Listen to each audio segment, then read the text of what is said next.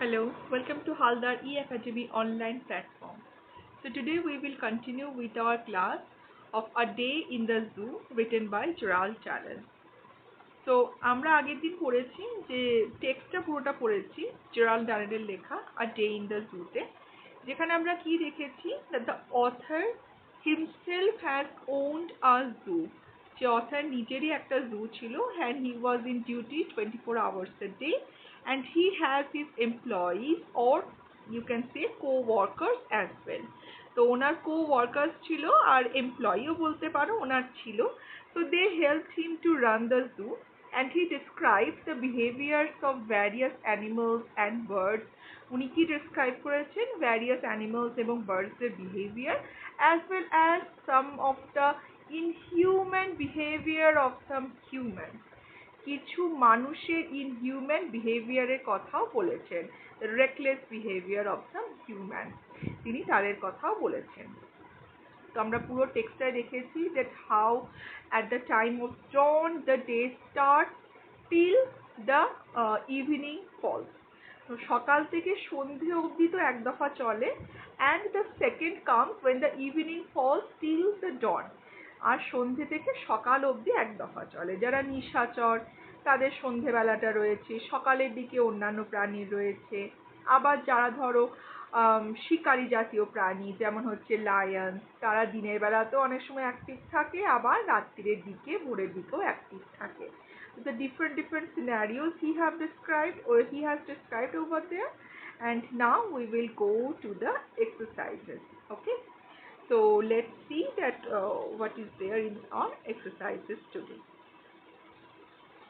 তো আমরা দেখে নিচ্ছি, দেখো আমাদের পুরো টেক্সটটা কমপ্লিট হয়ে গেছিল. আমরা এক্সারসাইজে দেখি কি বলছে. Tick the correct answer from the given alternative. তো অল্টারনেটিভসগুলো থেকে আমাদের কারেক্ট অ্যান্সারটা চুজ করতে হবে.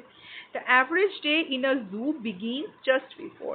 তো আমাদের টেক্সটে কি বলেছে যে জুতে যেটা অ্যাভারেজ ডে মানে ডে টু ডে লাইফের যে ডেটা সেটা শুরু হয় কখন. তো আমরা দেখে নিই আনসারটা কি আছে. দেখো কি বলেছে. এই যে the average zoo day begins just before dawn. একদম ভোরের শুরুর দিকে স্টার্ট হয়. তো আনসারটা আমাদের যেটা টিক করতে হবে সেটা হচ্ছে dawn. হ্যাঁ, বিটা হচ্ছে.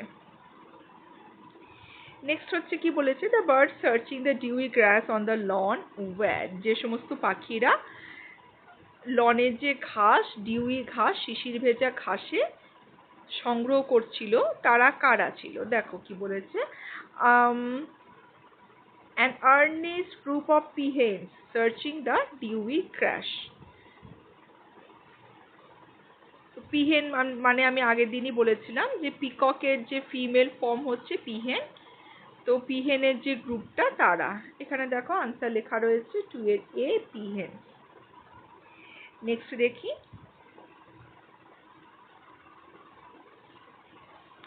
Stephen with a broom in his hand was guarding over the.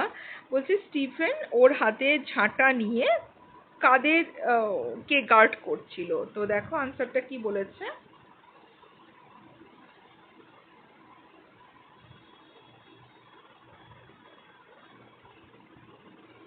দেখি আনসারটা কোথায় আছে.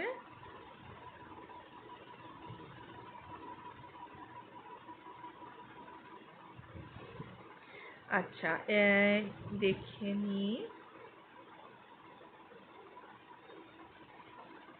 এই যে Stephen Broom in his hand stands guard over the apes. হ্যাঁ, এপসকে গার্ড করছিল. তো আমরা আনসারটা এখানেই পেয়ে গেলাম, এপস. নাম্বার 4 হচ্ছে the name of the black Celebes ape was.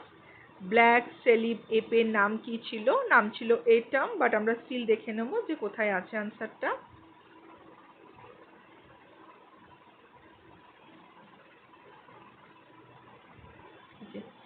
Atom the black Celebes ape clings to the wire. এখানে হচ্ছে আনসারটা আছে.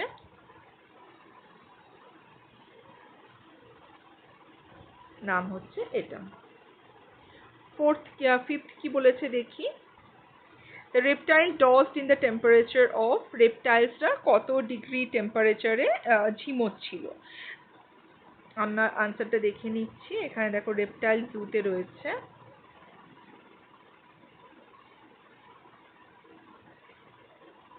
এই যে here in a pleasant temperature of 80 degrees the reptiles dozed, 80 degree টেম্পারেচারে।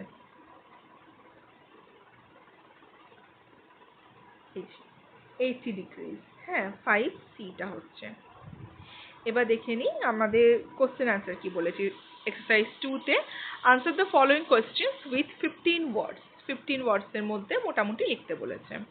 কি বলেছে, how does the sky look as one is awakened by the bird song, যখন পাখিদের আওয়াজে, পাখিদের গানে ঘুম ভাঙে তখন আকাশটা কেমন দেখতে লাগে। ঠিক আছে, এই আনসারটা আমাদের রয়েছে, দেখো ছোট আনসার। এই যে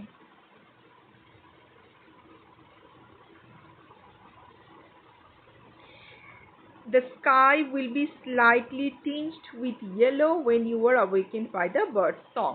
তো তোমরা আনসারটা একটুখানি ঠিক করে নিজেদের মতো করে লিখবে। the sky looks slightly tinged with yellow when one is awakened by the bird song, বা when the author is awakened by the bird song। ঠিক আছে, এইভাবে লিখবে। নেক্সট দেখি, how do the parrots and the parakeets salute the people? Parrots এবং প্যারাকিটসরা কিভাবে পিপলদেরকে salute করছে। এটা আমরা জানি, আনসারটা হচ্ছে ক্যাকোফোনি অফ ওয়ার্ডস ছিল, তো আমরা তাও দেখে নেব। এই যে the parrots and the parakeets salute you with a cacophony of sounds। হ্যাঁ, তোমরা এইভাবে লিখতে পারো, the parrots and the parakeets salute people with a cacophony of sounds। কারণ এখানে কোশ্চেনটা রয়েছে পিপল দিয়ে, তো স্যালিউট পিপল হিসাবে লিখবে। থার্ড হচ্ছে, what do all the animals do at the start of the new day. একদম সকালে স্টার্টিং এ অ্যানিমালসরা কি করে। এটা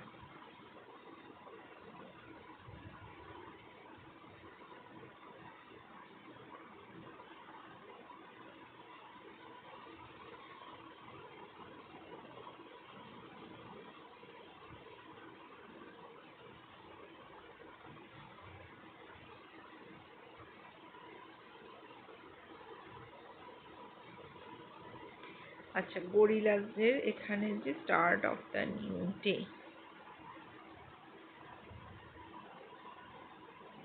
আচ্ছা দেখো, আমাদের এখানে অনেকটা অ্যান্সার রয়েছে। এই যে they gallop about on the floor with the high spirits of children just out of school। হ্যাঁ, ওরা তখন ছাড়া পেয়েছে, তো দিনের একদম স্টার্টিং এ তো ওরা খেলে বেড়াচ্ছে। হ্যাঁ, তারপর তারা আওয়াজ করছে, নানা রকম হাসল অ্যান্ড বাসল, নানা রকম সাউন্ড পাওয়া যাচ্ছে। এই যে দেখো তার আগে কি বলেছে, the gorillas have been let out of their cages while the cages are clean. তারপরেই তারা নানা রকম আওয়াজ করে বেড়াচ্ছে। আবার ফ্লোরেসেন্ট, এখানে কি বলেছে, রেঞ্জ দ্য ইলেকট্রিক হিটার্সেরকে ছেঁড়ার চেষ্টা করছে from their sockets or break the fluorescent লাইটগুলোকে ব্রেক করার চেষ্টা করেছে। তারপর দেখো কি বলেছে এখানে নিচে, all the animals excited and eager at the start of the new day bustle about the cages. হ্যাঁ, এখানে এটা বলেছে। তো আমরা এখানে আনসারটা কি লিখবো, যে কোশ্চেনটা ধরে আমরা আনসারটা লিখবো যে all the animals are very excited and eager at the start of a new day, full stop. They bustle about the cages, full stop। ঠিক আছে, আর লেখার দরকার নেই। যদি একটু ব্রড অ্যান্সার হতো তাহলে আমি তোমাদেরকে বলতাম এটা লিখতে, যে the গরিলাস gallop about on the floor with the high spirit of children just out of school। যদি ধরো তোমাদেরকে একটু যদি ব্রড অ্যান্সার থাকতো ওটা, তাহলে তোমরা এটা অ্যাড করে দিতে পারো। আর যদি দেখো যে না 15 ওয়ার্ডসে বলেছে, তাহলে যেটুকু বললাম আগে ওইটুকুই বলবে, ঠিক আছে? না হলে এটা অ্যাড করে দিতে পারো, এই লাইনটা যদি একটু ব্রড অ্যান্সার দেয়, তোমাদের তো 2 টাইপসের অ্যান্সার দেয়, তো একটু ব্রড দিলে তোমরা এটা অ্যাড করে দিতে পারো। নেক্সট দেখি কি বলছে। এই যে দেখো 25 ওয়ার্ডসে যখন যদি দেয় তো ওটা অ্যাড করে দিতে পারো, আর না হলে দরকার নেই। 4th কোশ্চেন কি বলেছে আমরা দেখি। As the light fade where does the robin fly off to. যখন লাইট ফেড হয়ে যায় তখন রবিন কোথায় যায়? তো এটা আমরা জানি, লাস্টের দিকে আছে, এই যে এখানে আছে, as the light fades the robin ceases to sing and flies off to roost in the mimosa tree. যখন লাইট ফেড হয়ে যায় তখন রবিন গান গাওয়া বন্ধ করে এবং মাইমোসা ট্রিতে গিয়ে উড়ে বসে যায়। বেশ, আমরা এক্সারসাইজ 3টা দেখে নিচ্ছি এবার। Answer the following questions within 25 words. What work do Jeremy and Mike do in the gorilla's cages? গরিলার কেজে জেরেমি অ্যান্ড মাইক কি করে? ঠিক আছে, আনসারটা আমরা দেখে নিই।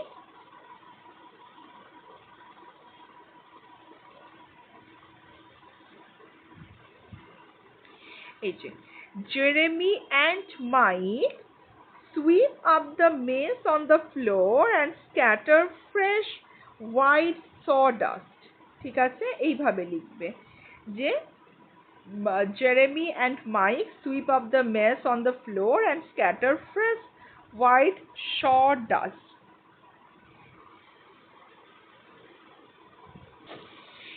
এবার যদি একটু বড় করে লিখতে চাও তো তোমরা এইভাবে লিখতে পারো যে Mike and Jeremy takes care of the কেজেস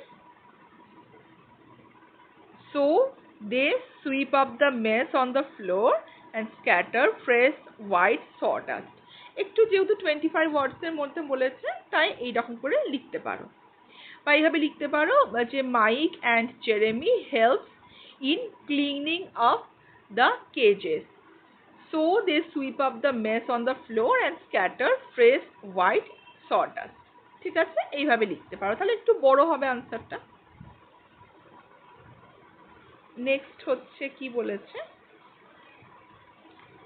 describe the state of the frogs and snakes in the reptile house. হ্যাঁ, ফ্রগ এবং স্নেকসটা কিরকম ভাবে থাকে, ওরা কি করে সেটা লিখতে বলেছে, দেখা যাক।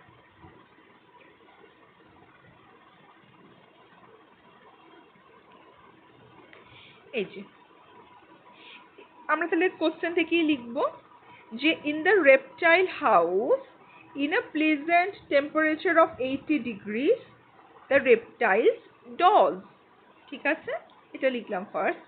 সেকেন্ড ফুল স্টপ দিয়ে লিখবো snakes regard you calmly with lidless eyes, frogs makes galloping sounds. ঠিক আছে, এটা লিখবো। আর আমাদের তো লিজার্ডের কথা কিছু দেয়নি, যদি আমাদেরকে লিজার্ডের কথা দিত, এখানে আমরা শুধু ফ্রগস আর স্নেকসের কথাই বলেছে, লিজার্ডের কথা দিলে আমরা তারপরে কথাটা লিখতে পারতাম, বা আমাদের যদি শুধু লিজার্ডের কথা বলতো তাহলে আমরা এই লাইনটা লিখতে পারতাম, তো বলেনি তো আমাদের দরকার নেই।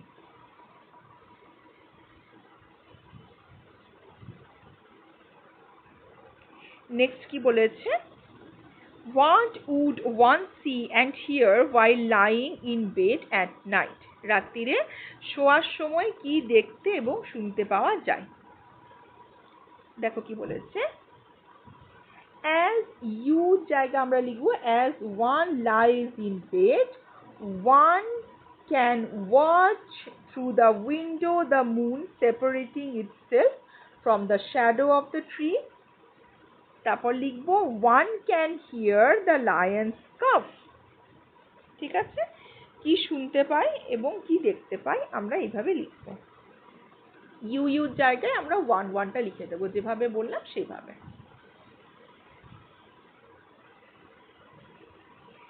আচ্ছা, আমাদের এখানে 3টেই আনসার ছিল, হয়ে গেছে। এক্সারসাইজ 4 কি বলছে দেখি, classify the underline adverbs according to their functions in the chart given below. আচ্ছা, অ্যাডভার্বস এর কি আমাদেরকে বলেছে যে কোন অ্যাডভার্ব হবে। তার আগে আমি বলে দিই অ্যাডভার্ব কি।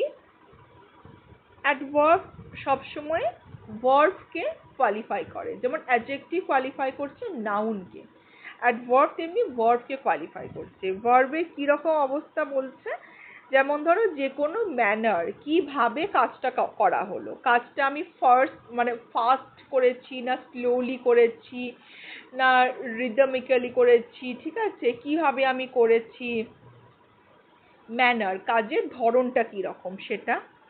টাইম আমি কখন করেছি, প্রথমেই করেছি না পরে করেছি, একটাই করেছি না দুটোই করেছি, সেই ধরনের।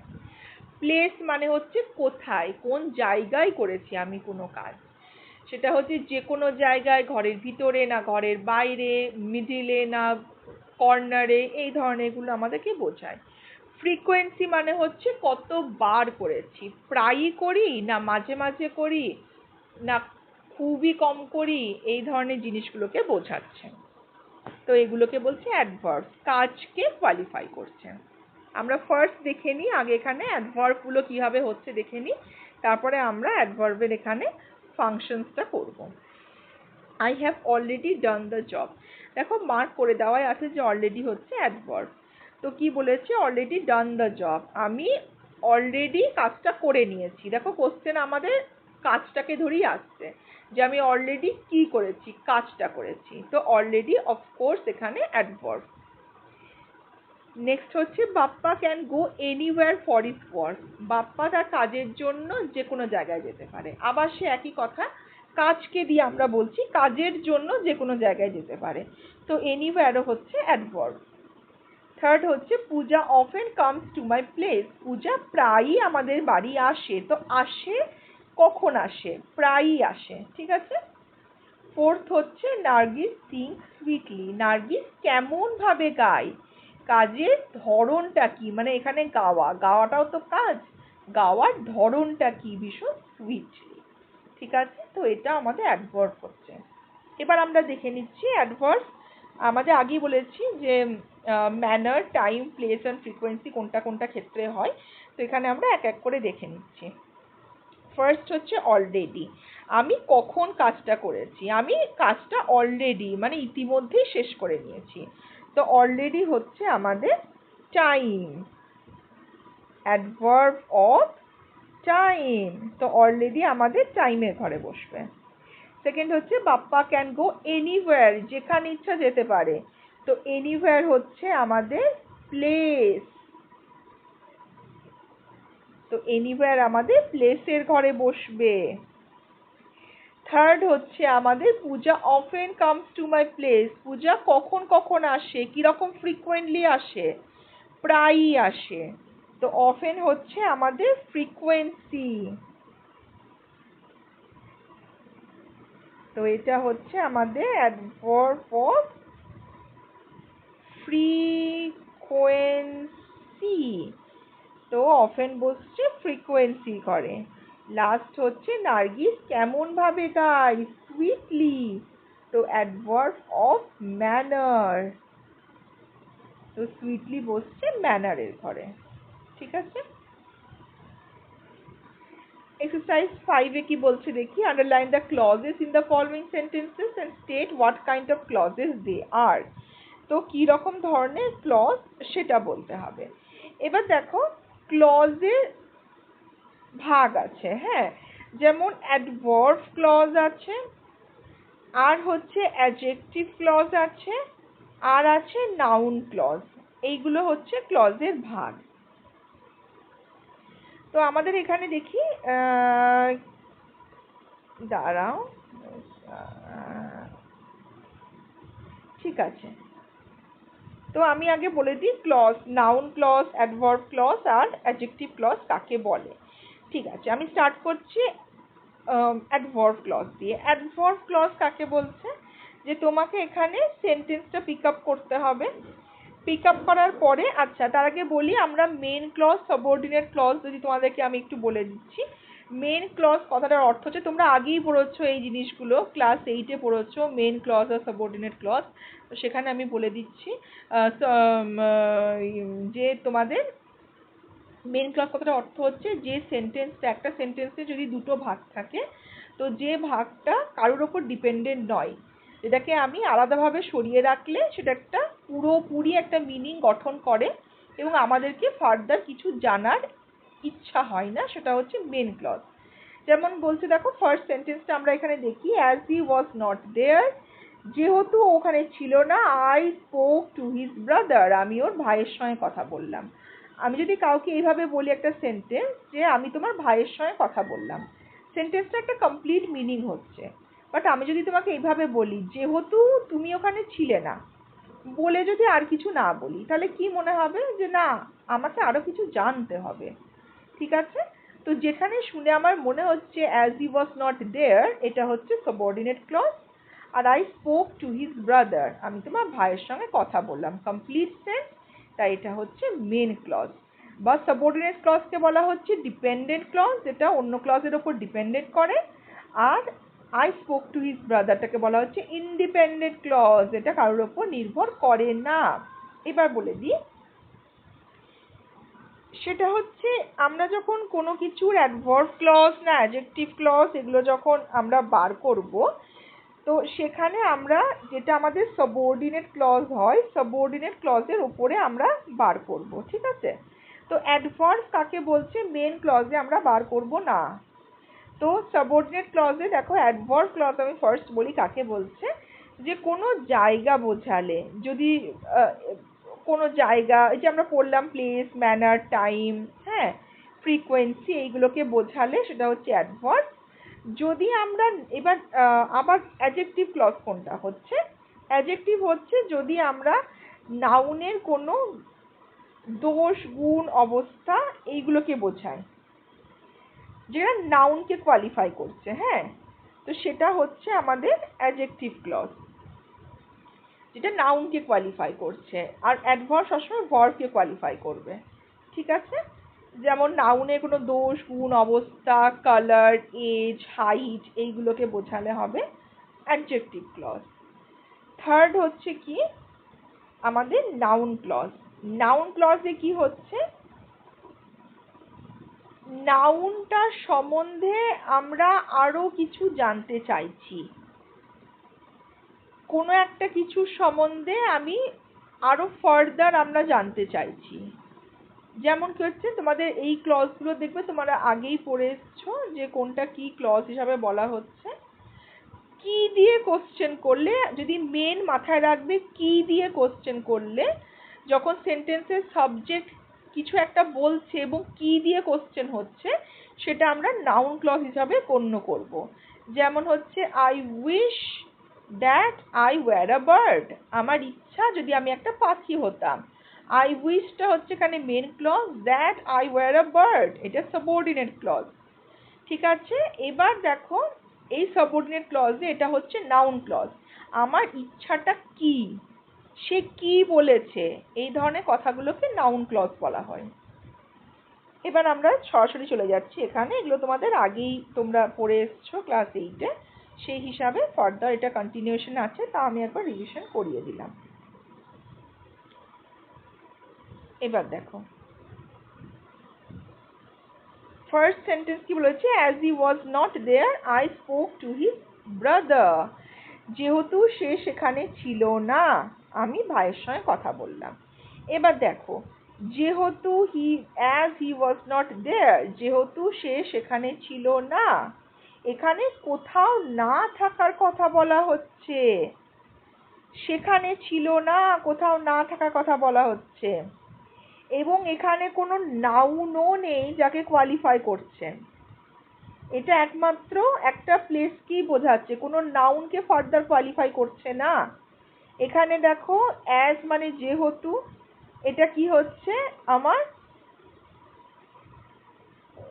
দুটো সেন্টেন্সকে আমাকে যোগ করছে। হ্যাঁ, হিটা তো of course pronoun, was not there এখানে কোথাও নাউন নেই,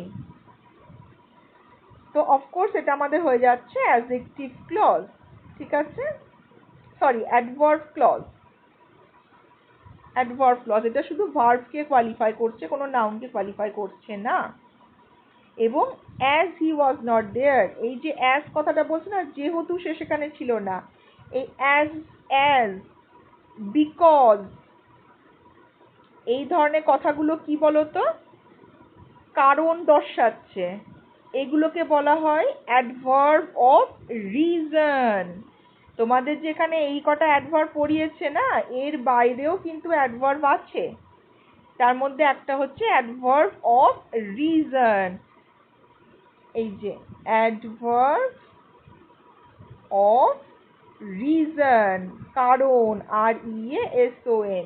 তো এখানে অ্যাজটা বিকজ এগুলো কারণ বোঝাচ্ছে, তো এটা হয়ে যাচ্ছে আমাদের অ্যাডভার্ব ক্লজ।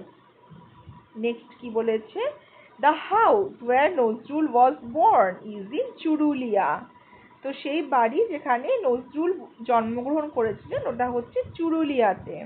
দেখো, দ্য হাউস হচ্ছে noun, where Nazrul was born, তো ওয়্যার নজরুল ওয়াজ বর্ন এই কথাটুকু হচ্ছে আমাদের সাবঅর্ডিনেট ক্লজ। তাহলে মেন ক্লজ কোনটা, the house is in Churulia, এই দুটো মিলিয়ে আমাদের হচ্ছে মেন ক্লজ। বাড়িটা হচ্ছে চুরুলিয়াতে, হ্যাঁ এরকম করে কেটে কেটেও আমরা মেন ক্লজ নেব, আমরা সেন্টেন্স দাঁড় করাতে হবে, ঠিক আছে। মাঝখানে ওয়্যার নজরুল ওয়াজ বর্ন টুকু হচ্ছে আমাদের সাবঅর্ডিনেট ক্লজ বা ডিপেন্ডেন্ট ক্লজ। তো আমরা কি বলেছি, আমরা সাবঅর্ডিনেট ক্লজের আমরা বার করব যে কি ক্লজ। এবার দেখো ওয়্যার কথাটা এখানে আবার কাকে কোয়ালিফাই করছে, বাড়িটাকে, যে বাড়িটা যেখানে জন্মেছিল। তো দ্য হাউস কি, দ্য হাউস তো হচ্ছে নাউন, তো নাউনকে যদি কোয়ালিফাই করে কোনো সেন্টেন্স সাবঅর্ডিনেট, তো অফকোর্স আমরা নাউনকে কোয়ালিফাই করলে কি বলেছি, অ্যাডজেক্টিভ। তো এটা আমাদের হয়ে যাচ্ছে অ্যাডজেক্টিভ ক্লজ। এটা ভার্বকে কোয়ালিফাই করেনি, ঠিক আছে, এটা নাউনকে কোয়ালিফাই করেছে, এটা আমাদের অ্যাডজেক্টিভ ক্লজ। থার্ড দেখি, she said that she would return soon, সে বলেছিল, she said, এটা main clause, that she would return soon, যে শীঘ্রই সে ফিরে আসবে, এটা সাবঅর্ডিনেট ক্লজ। তো আমি খানিকক্ষণ আগে কি কথাটা বললাম, যে যখনই কি দিয়ে কোশ্চেন করব এবং মেনলি সেটা দেখবে কোনো সাবজেক্ট, একটা সেন্টেন্সের সাবজেক্টকে ধরে করা হয়, সেটা আমাদের নাউন ক্লজ হয়। তো আমরা যদি এখানে কোশ্চেন করি যে she said what, সে কি বলেছিল, তো অফকোর্স আমরা এই অ্যান্সারটা পাবো that she would return soon, যে সে ফিরে আসবে তাড়াতাড়ি। তো এটা আমাদের হয়ে গেল নাউন ক্লজ। হ্যাঁ, লাস্ট দেখি কি বলছে, have you read the book which you borrowed from me, তুমি কি সেই বইটা পড়েছো যেটা তুমি আমার কাছ থেকে নিয়েছিলে। আবার দেখো এখানে কি বলছে, have you read the book, তুমি কি ওই বইটা পড়েছিলে, দ্য বুককে আমার বলছে কিন্তু হুইচ, যেটা, যেটা তুমি আমার কাছ থেকে নিয়েছিলে, যেটা মানে কোনটা, দ্য বুকটা। দ্য বুক কি, নাউন। তাহলে আমরা এখানে প্রথমে সাবঅর্ডিনেট ক্লজ আর আমরা মেন ক্লজটা ভাগ করি। Have you read the book, তুমি কি বইটা পড়েছো, সিম্পলি এটা হয়ে গেল আমাদের main clause. Which you borrowed from me, এটা আমাদের সাবঅর্ডিনেট ক্লজ। হুইচটা কোয়ালিফাই করছে দ্য বুককে, যেটা আমাদের নাউন। নাউনকে কোয়ালিফাই করলে কি হয়, অ্যাডজেক্টিভ। এটা হয়ে যাচ্ছে আমাদের অ্যাডজেক্টিভ ক্লজ। বোঝা গেছে? বেশ, এবার দেখি কি বলেছে। The average zoo day begins just before dawn, একটা সেন্টেন্স। সেকেন্ড হচ্ছে, you pass slowly down the house to the big cage at the end where the turacos now live, এগুলো সব টেক্সটের লাইন। থার্ড হচ্ছে, soon it will be dawn and the chorus of birds will take over। এবার দেখো কি বলছে, in sentence 1 there is one subject, একটা subject, the average zoo day। Subject আমাদের কি পাচ্ছি, the average zoo day। Predicate হচ্ছে begins just before dawn, এটাকে বলা হচ্ছে প্রেডিকেট। নেক্সটে আমরা কি বলছি, and one predicate just begins just before dawn, সাবজেক্টের সম্বন্ধে যা কিছু বলা হয় সেটাকে বলা হচ্ছে প্রেডিকেট। এটা একটা পেলাম। সেকেন্ড সেন্টেন্স আর কি বলেছে, it has one finite verb, finite verb হচ্ছে begins, যে ভার্বগুলো শুরু এবং শেষ হয় es যোগ হচ্ছে, আবার তার পাস্ট প্রেজেন্ট ফর্ম রয়েছে, যেমন begin, began, begun, হ্যাঁ, ইট, এট, ইটেন। তো পাস্ট প্রেজেন্ট ফর্ম রয়েছে, এগুলো সবই আমাদের ফাইনাইট ভার্ব। হ্যাঁ, এগুলো মেন ভার্বও বটে। এটা রয়েছে এই সেন্টেন্সটাতে কি বলেছে যে পুরো সেন্টেন্সটাতে যদি একটা, দেখো কি বলেছে, a sentence that has one subject, একটা সাবজেক্ট, একটাই predicate, one predicate and one finite verb, সেটাকে বলা হচ্ছে সিম্পল সেন্টেন্স। এটাকে সিম্পল সেন্টেন্স বলে। তাহলে আর কি বলে ইন সেন্টেন্স টু, সেন্টেন্স টুতে দেখো কি বলেছে, you pass slowly down the house to the big cage. এখানে কি বলেছে, you pass slowly down the house to the big cage at the end, এই একটা কথা বলেছে।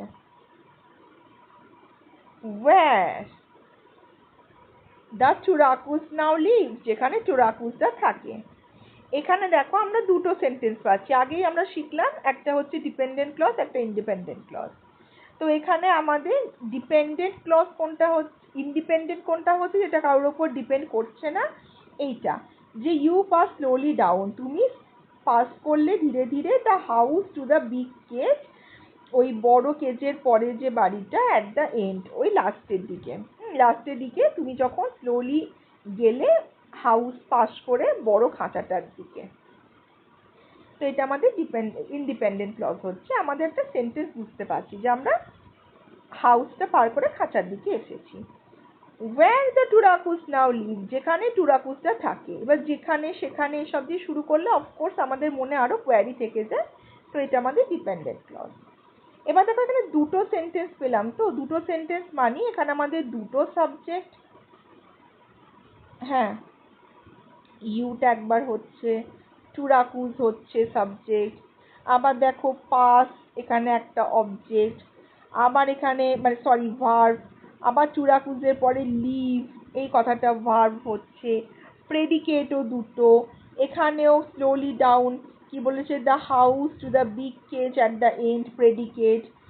এইবার আমরা subject, more than one subject, more than one finite verb, predicate, আমরা নানা রকম জিনিস আমরা পাচ্ছি।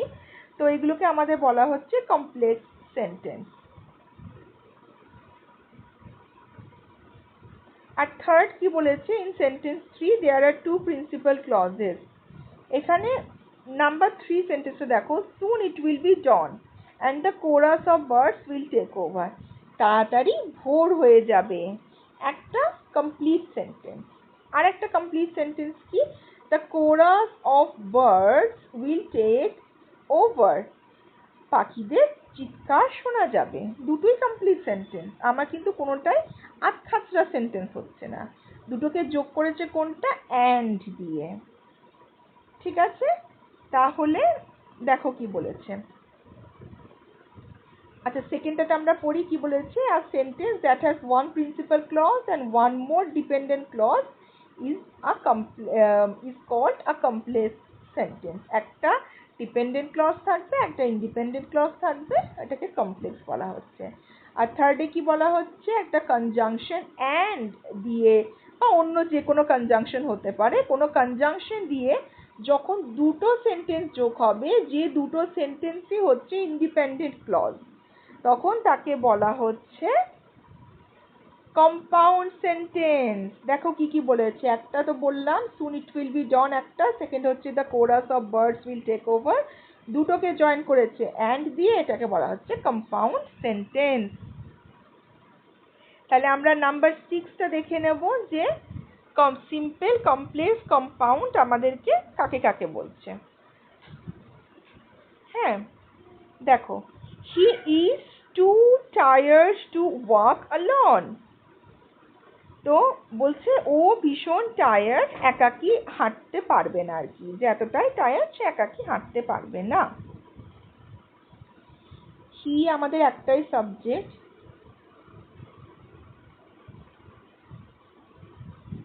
হি ইজ টু টায়ার্ড, টায়ার্ডটা হচ্ছে এখানে অ্যাডজেক্টিভ,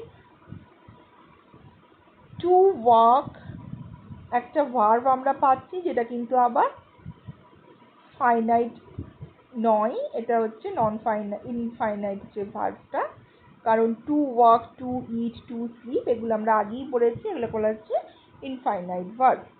তো সেন্টেন্সে দেখো ইজ, এখানে হয়, এখানে আমরা পেলাম। তো he is too tired to walk alone, ও একা হাঁটতে পারছে না। একটাই সেন্টেন্স, একটাই সাবজেক্ট, প্রেডিকেটও একটা, আমাদের ভার্বও একটা। এটা আমাদের হচ্ছে তাহলে সিম্পল সেন্টেন্স।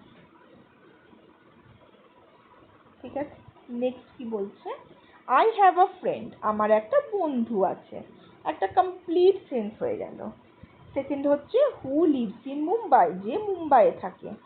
আই একটা সাবজেক্ট, আবার হু একটা সাবজেক্ট, হ্যাভ এখানে আমরা একটা পাচ্ছি ভার্ব, লিভস পাচ্ছি verb, a friend predicate, in Mumbai predicate পাচ্ছি আমরা।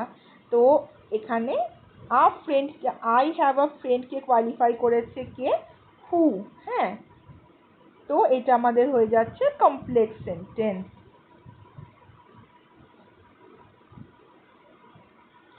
আই হ্যাভ আ ফ্রেন্ড, এই ফ্রেন্ডকে কোয়ালিফাই করেছে হু, লিভস ইন মুম্বাই। তো এখানে আমাদের সাবজেক্ট কোনটা, আই হ্যাভ আ ফ্রেন্ড, যাকে হু একে কোয়ালিফাই করছে, লিভস ইন মুম্বাই। এইগুলো এই হু দিয়ে থাকলে, হ্যাঁ, হোয়াট দিয়ে থাকলে, ওয়্যার, এই সমস্তগুলো দিয়ে থাকলে অফকোর্স এটা আমাদের কমপ্লেক্সই হবে, কারণ কোনো একটা কিছুকে আমাদের সেটা কোয়ালিফাই করবে। আর যখনই আমরা কোনো কনজাংশন দিয়ে, যখনই আমরা কোনো সেন্টেন্সে দেখবো, সেটা অ্যান্ড হোক কি অন্য কোনো কিছু হোক, বাট হোক, হ্যাঁ, যে কোনো সেন্টেন্স হোক, সেগুলো অফকোর্স যখন দুটো সেন্টেন্সকে একটা কনজাংশন যোগ করবে, সেটা আমাদের অফকোর্স কম্পাউন্ড হবে। থার্ড দেখি কি বলেছে, প্রিয়াম রোট আ লেটার, প্রিয়াম একটা চিঠি লিখেছিল, একটা complete sense. But he got no reply, কিন্তু সে কোনো রিপ্লে পায়নি। দেখো আবার একটা কমপ্লিট সেন্টেন্স কি হচ্ছে, হি গট নো রিপ্লে, সে কোনো রিপ্লাই পায়নি। তাহলে প্রিয়াম হচ্ছে সাবজেক্ট একটা, রোট হচ্ছে কমপ্লিট ভার্ব একটা, letter predicate, he subject, got verb, no reply predicate. Complete দুটো সেন্টেন্স যোগ করেছে কনজাংশন বাট, তো এটা হয়ে যাচ্ছে আমাদের compound sentence. Compound sentence. Fourth হচ্ছে বিং ইল, অসুস্থ থাকার জন্য I could not attend school, আমি স্কুল অ্যাটেন্ড করতে পারিনি। এবার দেখ একটা জিনিস আমি তোমাদেরকে বলি, এই বিং কথাটা যখনই থাকবে জানবে সিম্পল সেন্টেন্স হবে। বিং ইল মানে অসুস্থ হওয়ার জন্য I could not attend school, আমি স্কুল অ্যাটেন্ড করতে পারিনি। বিং ইলে দেখো না তো কোনো সাবজেক্ট আছে, না ভার্ব আছে, না প্রেডিকেট আছে, তো এটাকে আমরা ধরবই না। ঠিক আছে, আই কুড নট অ্যাটেন্ড স্কুলটাকে যদি আমরা একটা সেন্টেন্স হিসাবে ধরি, তাহলে আমাদের এটা অফকোর্স সিম্পল সেন্টেন্স হচ্ছে। ফিফথ হচ্ছে she told me that she would enter a house which is believed to be haunted. she told me একটা sentence, that she would enter a house, যে সে একটা বাড়িতে যাচ্ছে, which is believed to be haunted, যেটাকে ভুতুড়ে বাড়ি বলা হয়। এখানে দেখো এই যে she told me, সে আমাকে বলেছিল, সে কি বলেছিল, কি দিয়ে হচ্ছে দ্যাটটা, কি বলেছিল, she would enter a house। আবার এই হাউসকে ধরে আমরা ফার্দার জিজ্ঞাসা করছি, which যেটা, is believed to be haunted, যেটাকে ভুতুড়ে মনে করা হয়। সেন্টেন্সগুলো পরে পরে পরে পরে একটার পর একটা যোগ হতে হতে গেছে। যেমন এখানে হু দিয়ে যোগ হয়েছিল, তেমনি এখানে which, দ্যাট, এইভাবে আমাদেরকে কোয়ালিফাই করতে করতে গেছে। এখানে কিন্তু কোনো কনজাংশন নেই, এটা কিন্তু আমাদেরকে ফার্দার কোয়ালিফাই করতে করতে গেছে। তাই এই সেন্টেন্সটা আমাদের হচ্ছে কমপ্লেক্স সেন্টেন্স। লাস্ট হচ্ছে দ্য সান শাইন্স ব্রাইটলি, সূর্য একদম মানে খুব ব্রাইটলি শাইন করে। And conjunction, the flowers Bloom, এবং ফুল ফোটে। দুটো সেন্টেন্স পাচ্ছি, অ্যান্ড কনজাংশন দিয়ে যোগ হচ্ছে, হয়ে যাচ্ছে আমাদের কম্পাউন্ড সেন্টেন্স। এই হয়ে গেল আমাদের এক্সারসাইজ। আচ্ছা, এক্সারসাইজ এর পরেরটা দেখো আমাদেরকে কি বলেছে, এক্সারসাইজ 7 আর এক্সারসাইজ 8 এ আমাদের দুটো লেটার লিখতে বলা আছে। কি কি বলা আছে, write a letter to the headmaster or headmistress of your school within 100 words 100 ওয়ার্ডের মধ্যে লিখতে হবে চিঠি seeking leave for 3 days to visit your ailing গ্র্যান্ডমাদারকে ভিজিট করার জন্য যিনি অসুস্থ, চিঠি লিখতে হবে। আর সেকেন্ড কি বলেছি exercise 8 A right a letter to your friend, তোমার বন্ধুকে লেটার লিখতে হবে 100 ওয়ার্ডসের মধ্যে। ন্যারেটিং ইউর এক্সপিরিয়েন্স, তোমার এক্সপিরিয়েন্স লিখতে হবে কি of visiting a wild life sanctuary, একটা ওয়াইল্ড লাইফ স্যাংচুয়ারিতে ভিজিট করেছো তার উপর চিঠি লিখতে হবে। প্রথমটা যেহেতু কোনো অফিসকে যখন লিখবে, হেডমাস্টার হেডমিস্ট্রেসকে লিখবে, সেগুলোকে বলা হচ্ছে অফিসিয়াল লেটার। আর সেকেন্ডটা তোমার যখন কোনো বন্ধু বান্ধব, বাবা, কোনো আত্মীয় স্বজন এসব লিখবে, সেটা হচ্ছে প্রাইভেট লেটার। ঠিক আছে, আমাদের দেখো লেটারের একটা কথা আমাদেরকে এখানে শিখিয়েছে, কিভাবে বলছে দেখো। First, suppose you live in a school hostel and you are under an attack of viral fever. তুমি স্কুলের হোস্টেলে থাকো এবং তোমার ভাইরাল ফিভার হয়েছে। The doctor has prescribe medicines and advice complete bed rest. Doctor medicine prescribe করেছে এবং complete bed rest নিতে বলেছে। Therefore you need to go home, তোমাকে বাড়ি যেতে হবে। Write a letter to the headmaster or headmistress of your school seeking leave for the same, ছুটির জন্য আবেদন। ফার্স্টে আমাদের কি বলেছে দেখো, হেডমাস্টার বা হেডমিস্ট্রেসকে সম্বোধন লিখতে হবে, যে কোনো একজনকে লিখবে, স্কুলের নাম লিখবে, অ্যাড্রেস লিখবে। তারপর হচ্ছে subject leave of absence. Third হচ্ছে স্যার বা ম্যাডাম বলে তুমি লিখবে। এবার হচ্ছে নিচে চলে আসছি, তারপরে this is to inform you that, আপনাকে এটা ইনফর্ম করছি আই, তারপর নিজের নাম লিখতে হবে। আর স্টুডেন্ট অফ ক্লাস 9, আবার নিজের সেকশন লিখতে হবে। এ যেমন এখানে লিখেছে 9A অফ ইউর স্কুল, আপনার স্কুলে have fallen ill with severe viral fever since last Thursday দেখে প্রচণ্ড ভাইরাল ফিভার হয়েছে, সিভিয়ার মানে প্রচণ্ড। দ্য ডক্টর হ্যাজ প্রেসক্রাইবড, কি প্রেসক্রাইব করে ডক্টরে, medicine and advice complete bed rest, যে bed rest নিতে হবে। Since I live in the school hostel, যেহেতু আমি স্কুল হোস্টেলে থাকি, it is my earnest request, আমি আপনাকে খুব রিকোয়েস্ট করছি, to kindly allow me a week's leave, এক সপ্তাহের ছুটির জন্য, beginning tomorrow, কাল থেকে এক সপ্তাহের ছুটিতে যাব, so that I may go home, যাতে আমি বাড়ি যেতে পারি। The leave will help me to recover soon, আমি তাহলে তাড়াতাড়ি রিকভার করে যাব। I shall be obliged, আমি খুব বাধিত থাকবো, if you kindly grant me permission, আপনি যদি আমাকে অনুমতি দেন। চিঠি শেষ করার সময় থ্যাঙ্কিং ইউ লিখতে হবে, ইউর সিনসিয়ারলি, নিজের নাম। এইদিকে থাকবে অ্যাড্রেস, তোমার অ্যাড্রেস থাকবে, এখানে যেমন স্কুল হোস্টেল। ফার্স্টে এই যে হেডমাস্টার এবং হেডমিস্ট্রেসকে সম্বোধন করাটাকে বলা হচ্ছে নেম, ডেজিগনেশন মানে তার কি পদ, অ্যাড্রেস যাকে তুমি পাঠাচ্ছ লেটারটা।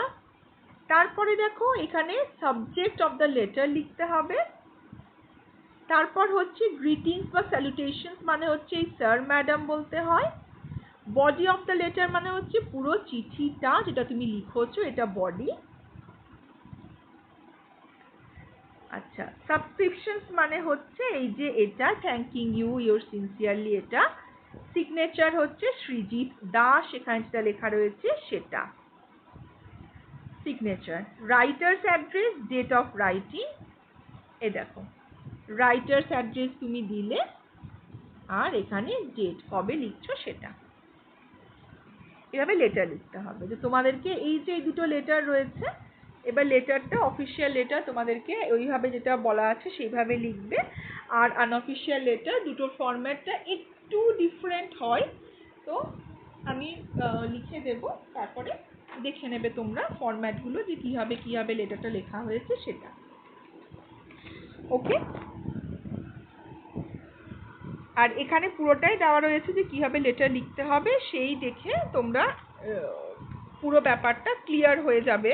যে স্যালুটেশনস, বডি, সাবস্ক্রিপশন, এখানে যেগুলো লেখা রয়েছে এই সেম ভাবেই তোমাদেরকে এখানটাতে পুরোটাতে লিখে দেওয়া আছে। ঠিক আছে? Okay, so this is it for today. I hope you enjoyed the class, and I hope that you understand the grammar and the writing, whatever I told you completely. So keep continuing reading the text and keep on practicing. So see you in my next class. Bye bye.